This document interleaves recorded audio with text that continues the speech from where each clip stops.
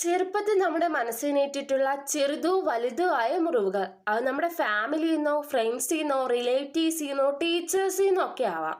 പെട്ടെന്ന് ഒരാളുമായി കമ്പനിയായി നമ്മുടെ എല്ലാ കാര്യവും അവരോട് ഷെയർ ചെയ്ത് ഒരു പക്ഷെ അവരെ കംഫേർട്ട് സോണാക്കി വെക്കും. അതല്ല എങ്കിൽ ഒരാളെ കിട്ടിയാൽ വാതോരാതെ ഒരുപാട് സംസാരിച്ചങ്ങിരിക്കും.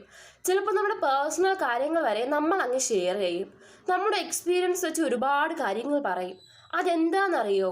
ചെറുപ്പത്തിൽ നമ്മളെ കേൾക്കാൻ കേട്ടിരിക്കാൻ ആളില്ലാതെ വളർന്നതിൻ്റെ അല്ലെങ്കിൽ നമ്മൾ പരിഗണിക്കപ്പെടാതെയോ സ്നേഹിക്കപ്പെടാതെ പോയപ്പോഴോ നമ്മുടെ ആഗ്രഹങ്ങളും ഇഷ്ടങ്ങളും നടക്കാതെ പോയപ്പോഴോ ഉണ്ടായ ആ ഒരു മുറിവ്, അത് കാലങ്ങൾ കഴിഞ്ഞിട്ടും നമ്മുടെ മനസ്സിൽ അങ്ങനെ മായാതെ കിടപ്പുണ്ടാവും.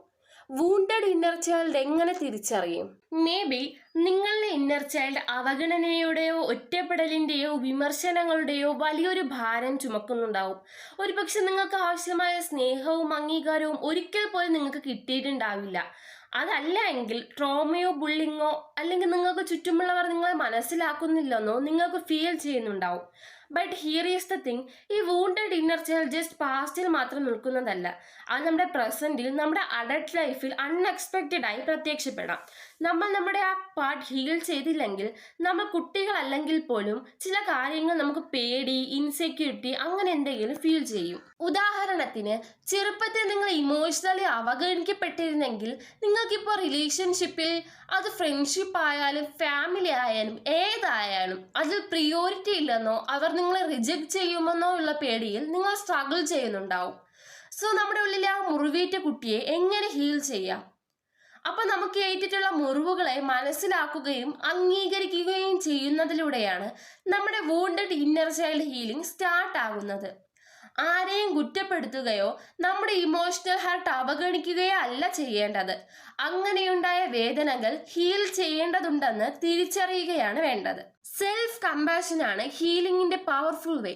നിങ്ങൾ നിങ്ങളോട് സ്വയം സ്നേഹത്തോടെയും കരുതലോടെയും സംസാരിക്കുന്നതായി ഇമാജിൻ ചെയ്യുക. യുവർ സെൽഫ് നിങ്ങൾ എന്തായിരിക്കും സംസാരിക്കുക? സേഫ് ആൻഡ് ലവ് ഫീൽ ചെയ്യാൻ എന്തായിരിക്കും കേൾക്കാൻ ആഗ്രഹിക്കുന്നത്? ഓക്കെ, നിങ്ങൾ നിങ്ങൾക്കായി ഒരു കത്ത് എഴുതുക. Letter to your younger self. നിങ്ങൾ എത്രത്തോളം മുന്നോട്ട് പോയെന്നും അതിൽ നിന്ന് നമുക്ക് എന്തെല്ലാം പഠിച്ചുവെന്നും അതിൽ എക്സ്പ്രസ് ചെയ്യുക. സ്കൂളിൽ പഠിച്ച കാര്യങ്ങളല്ല ഗൈസ്, അതല്ല നമുക്ക് കിട്ടിയിട്ടുള്ള ജീവിത പാഠങ്ങൾ കാണുമല്ലോ. I mean that learning. അത്തരത്തിൽ സെൽഫ് ലെറ്റർ ഹീലിംഗ് ജേർണിയിൽ സിമ്പിൾ ആൻഡ് പവർഫുൾ വേ ആയിരിക്കും. അടുത്ത സ്റ്റെപ്പ്, നിങ്ങൾക്കുള്ളിലെ ചൈൽഡ് ലൈക്ക് വണ്ടറുമായി വീണ്ടും കണക്ട് ആവുക. ക്രിയേറ്റിവിറ്റി, എന്റർടൈൻമെന്റ്, ക്യൂരിയോസിറ്റി തുടങ്ങിയവ എംബ്രേസ് ചെയ്യുക. Inner child just about pain മാത്രമല്ല, ജോയ്, ഇമാജിനേഷൻ, ഫ്രീഡം തുടങ്ങിയവയും അതിൽ ഇൻക്ലൂഡ് ആണ്. നിങ്ങൾക്ക് ഹാപ്പിനെസ് കിട്ടുന്ന പോസിറ്റീവ് ആയിട്ടുള്ള കാര്യങ്ങൾ ചെയ്യുക. Do something fun that's make you Joy. അതിൽ മറ്റുള്ളവർ എന്ത് വിചാരിക്കുമെന്നോർത്ത് വറീഡ് ആകരുത്. Wounded inner child healing one time fix അല്ല, അത് നമ്മുടെ ലൈഫ് ലോങ് പ്രോസസ് ആണ്. എന്നാൽ ആ വേദനകൾ മനസ്സിലാക്കുകയും സെൽഫ് കമ്പാഷൻ ഓഫർ ചെയ്യുന്നതിലൂടെയും നിങ്ങൾ എടുക്കുന്ന ഓരോ ചെറിയ സ്റ്റെപ്സും നിങ്ങൾക്കുണ്ടായ ഓൾഡ് വൂൺസിൽ നിന്ന് നിങ്ങളെ റിലീസ് ചെയ്യാൻ ഹെൽപ്പ് ചെയ്യും. If you are watching this, you are worthy of love, healing and piece. കഴിഞ്ഞ കാലം എങ്ങനെയായിരുന്നു എന്നതൊരു മാറ്ററേ അല്ല, പ്രസന്റിൽ ഹാപ്പിയായി ഇരിക്കുക. അങ്ങനെ നമ്മുടെ പ്രശ്നങ്ങൾ നമ്മൾ തിരിച്ചറിഞ്ഞ് നമുക്ക് തന്നെ നമ്മളെ ഹീൽ ചെയ്യാൻ കഴിയണം. നമ്മുടെ ഹാപ്പിനെസ് ഫോക്കസ് ചെയ്യണം. മറ്റുള്ളവരെ, അവരുടെ വിലയിരുത്തലുകളെ ഡിപ്പെൻഡ് ചെയ്യാതിരിക്കുക. സെൽഫ് കെയർ ഫോക്കസ് ചെയ്യുക. ഇതൊരു ഡീറ്റെയിൽഡ് വീഡിയോ അല്ല, ആർക്കെങ്കിലുമൊക്കെ ഹെൽപ്ഫുൾ ആകുമെന്ന് പ്രതീക്ഷിക്കുന്നു.